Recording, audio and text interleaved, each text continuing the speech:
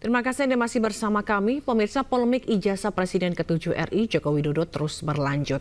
Karena sudah menjadi fitnah dan pencemaran nama baik dirinya, mantan orang nomor 1 Republik Indonesia tersebut akan menempuh jalur hukum.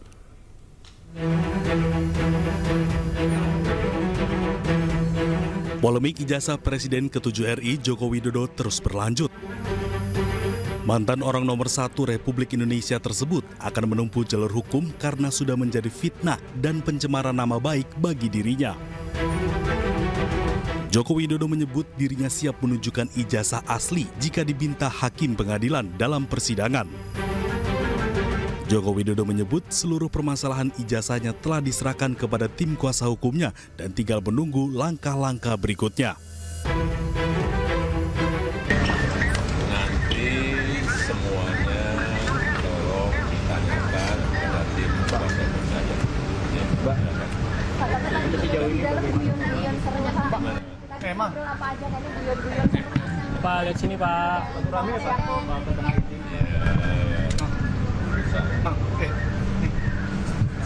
ya, nanti akan Lihat sini Pak. ngajaga. Meski demikian, menurut kuasa hukum Joko Widodo, Yakub Hasibuan, Joko Widodo belum memberikan instruksi secara langsung kapan akan melayangkan tuntutan, meski nama-nama calon terlapor sudah diberikan kepada Joko Widodo. Ya, jadi sementara ini memang sudah ada 4 orang yang kami lengkapi semua dokumen dan bukti-buktinya. Kapan dugaan tindak pidana dilakukan, di mana dugaan tindak pidana dilakukan, dengan metode apa dugaan tindak pidana dilakukan, dan sebagainya.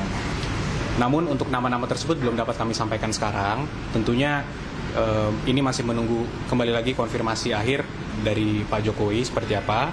Namun jika nanti kami dapat arahan dari Bapak untuk melanjutkan langkah hukum ini, tentunya kami akan sampaikan. Jokowi menambahkan bahwa pihak-pihak yang menuntut dirinya tidak berwenang mengatur dirinya terkait penunjukan ijazah aslinya. Tim Liputan iNews melaporkan. Sidang perdana gugatan terhadap Presiden ke-7 RI Joko Widodo digelar hari ini di PN Surakarta, Jawa Tengah.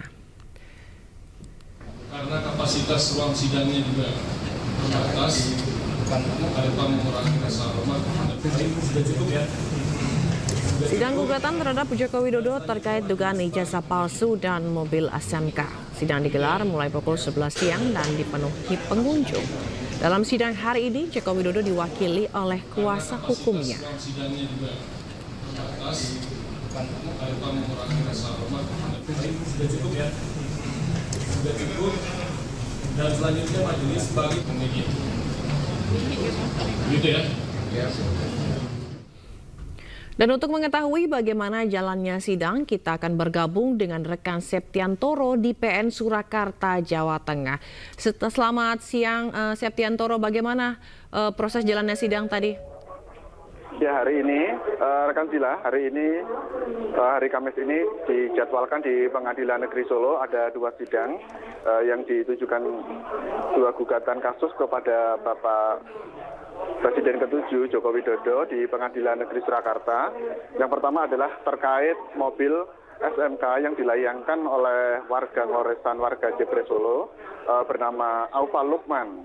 Kemudian sidang yang kedua terkait keaslian ijazah SMA yang dilayangkan oleh pengacara Muhammad Taufik.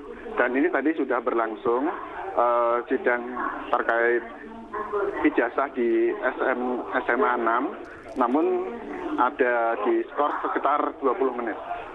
Begitu rekan Dila. Baik, lalu pada saat tadi sidang apa saja poin-poin yang disampaikan? Hari ini mereka mengumpulkan data-data, mensinkronkan data-data, dan tadi sekitar 20 menit di skor karena ada data dari pihak SMA 6 yang belum selesai, belum sinkron seperti itu. Oke, baik. Lalu Jokowi sendiri diwakili oleh kuasa hukumnya begitu ya, rekan Septi? Iya, betul. Hari ini Pak Jokowi kebetulan berada di luar negeri. Beliau ditunjuk oleh Presiden Prabowo Subianto untuk menghadiri layatan seperti itu. Kemudian sidang di Solo di pengadilan ini diwakili oleh pengacaranya, yaitu bernama Bapak Irfan. Dan sebelumnya, dalam wawancara sebelumnya, Bapak Irfan sudah menyampaikan kepada media bahwa Pak Jokowi dipastikan tidak hadir. Oke, lalu apa yang bisa di-highlight dari sidang yang berlangsung pada pukul 11 tadi? Jadi sidang kali ini sedikit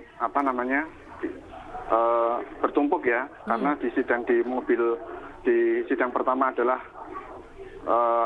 sidang ijazah, yang kedua karena ada sesuatu hal kemudian ditunda, kemudian 20 menit tadi diisi dengan sidang mobil SMK. Oke. Lalu kapan sidang akan dilanjutkan? Ini masih menunggu waktu sekitar 20 menit dari tadi sidang diketuk untuk istirahat, kemudian akan dilanjutkan lagi. Oke. Bagaimana dengan kalau tadi kita melihat sebelumnya gitu ya, ramai sekali orang yang berkunjung. Apakah di sana juga masih sama begitu, terlihat bagaimana orang yang atau pendukung dari Jokowi ini memenuhi ruang sidang? Ya, dari pengamatan di sini di Pengadilan Negeri Solo, tadi ada beberapa saja pendukung Pak Jokowi yang hadir, namun di pengadilan tadi ada seperti screening seperti itu ya, seperti screening. Jadi warga siapa saja yang diperbolehkan masuk ataupun yang berkepentingan saja yang diperkenankan masuk. Namun demikian sidang tadi bersifat terbuka, terbuka juga oleh media, namun hanya dibatasi beberapa saja yang diperkenankan untuk dapat mengikuti jalannya sidang karena keterbatasan tempat duduk. Oke, baik. Kita akan tunggu apa hasil dari sidang nanti yang akan dimulai selanjutnya begitu ya. Terima kasih rekan Septiantoro melaporkan langsung dari PN Surakarta, Jawa Tengah. Selamat bertugas kembali. Ya, pemirsa, Polres Metro Jakarta Selatan kembali melakukan pemeriksaan terhadap pelapor yaitu Mitra Dapur SPPG Kalibata kasus dugaan penipuan dan penggelapan dana makan bergizi gratis atau MBG. Usai melakukan pemeriksaan 5 orang saksi, polisi kini tengah mendalami surat perjanjian antara yayasan dan Mitra Dapur.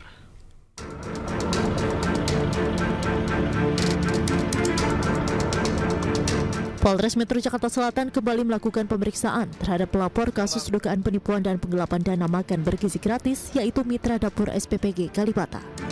Setelah diambil keterangan, sebanyak 5 orang saksi dari Mitra Dapur SPPG Kalibata dalam kasus dugaan penipuan dan penggelapan dana MBG keluar dari kantor Polres Metro Jakarta Selatan.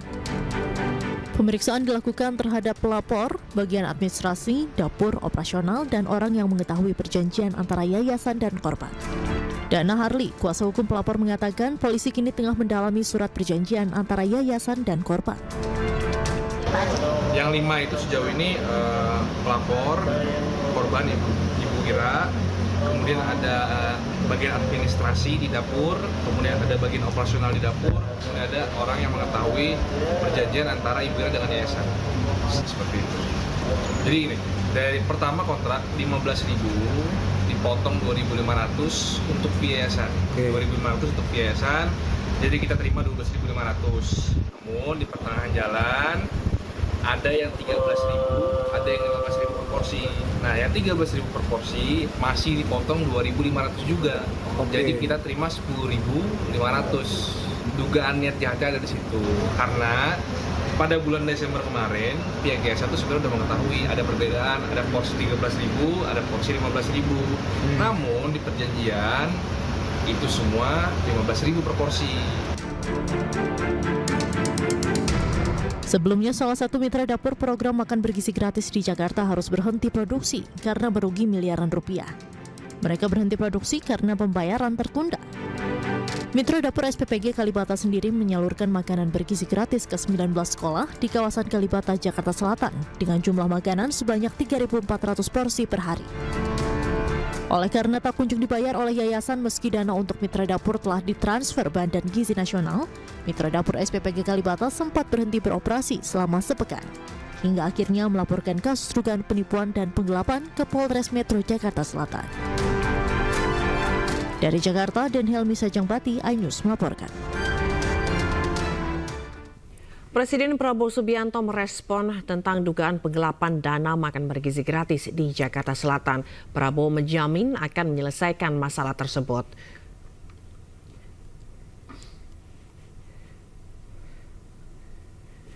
Prabowo Subianto mengaku belum mendapat laporan terkait masalah itu, namun ia menjamin untuk mengurus dan menyelesaikan masalah tersebut. Presiden juga menegaskan akan menjaga setiap rupiah uang rakyat agar tidak disalahgunakan.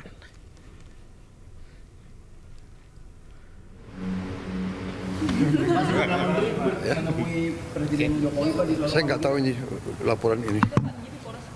Sudah ditangani. Oh ya?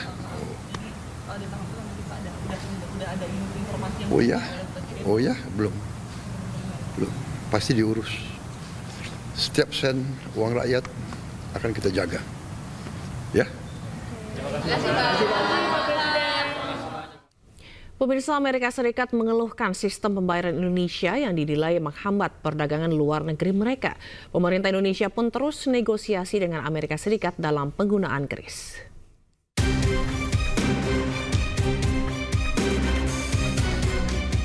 Sistem pembayaran Indonesia menjadi sorotan Amerika Serikat. Quick Response Code Indonesian Standard atau QRIS dan Gerbang Pembayaran Nasional atau GPN dinilai AS menghambat perdagangan luar negeri. Keluhan ini tercantum dalam National Trade Estimate Report on Foreign Trade Barriers 2025 yang terbit pada 31 Maret 2025. Dalam laporan ini, USTR menyoroti penggunaan QRIS dan GPN dalam sistem pembayaran Indonesia. Penggunaannya dinilai memaksa dan menyulitkan penyedia jasa pembayaran dan bank asal Amerika Serikat. Pemerintah pun hingga kini masih berunding soal penggunaan QRIS dan GPN.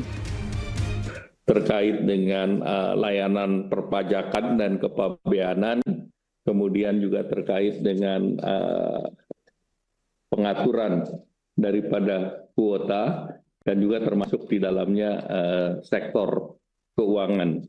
Kami sudah berkoordinasi dengan OJK dan Bank Indonesia, terutama terkait dengan payment yang diminta oleh pihak Amerika.